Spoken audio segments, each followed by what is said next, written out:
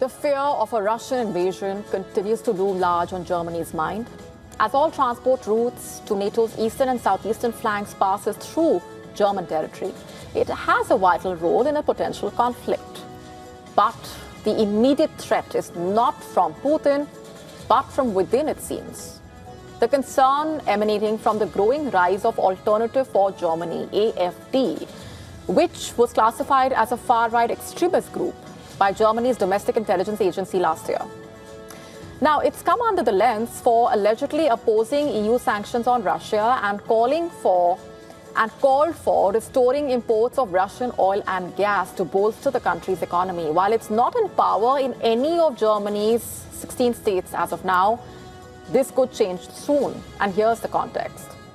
Saddled with record low approval ratings, the German Chancellor is reportedly concerned that the AfD can potentially form its government in 2 states for the first time ever. These states will go to the polls in September this year.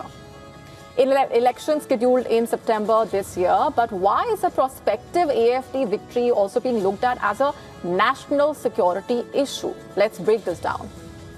For that, take a look at this map. Due to its geostrategic location in the center of Europe, Germany basically is the main transit point for troops, tanks, missiles from NATO allies towards the border with Russia. And if we look at the states in question, they are located on the eastern side of the country, where troops are likely to pass through.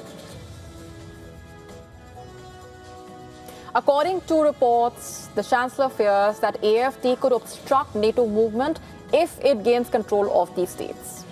But then what can AfD potentially do as well? States in Germany have multiple powers, including control over internal security and policing. So if a conflict with Russia does break out, the concern is that an AfD government could reportedly slow down troop and equipment movements via bureaucratic red tapeism, perhaps, or delay deployment of police forces, and refuse to give military priority on the roads, maybe. For instance, heavy military transport requires permit from the state authorities. Now, this has spurred the Chancellor to reportedly draw up secret plans to prevent such a scenario. What does it involve? Basically, mechanisms to override the state government's decision-making powers in the event of a crisis, as well as protecting key officials and infrastructure in the neighboring states. So while Germany has laws to streamline military logistics in a national security crisis, the parliament first needs to declare a state of tension, for which a 2/3 majority is required. That's the process. Now, the coalition led by Merz's party lacks the numbers at present.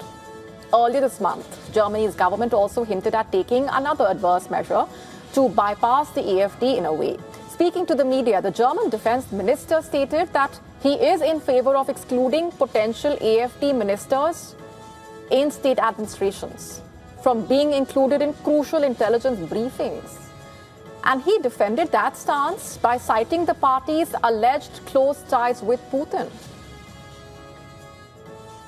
With growing internal divisions within Germany, all eyes will be on AfD's performance in the upcoming state elections. It's going to be very crucial. They could potentially shape the approach towards Russia. To stay up to speed with the latest news, download the WION app and subscribe to our YouTube channel.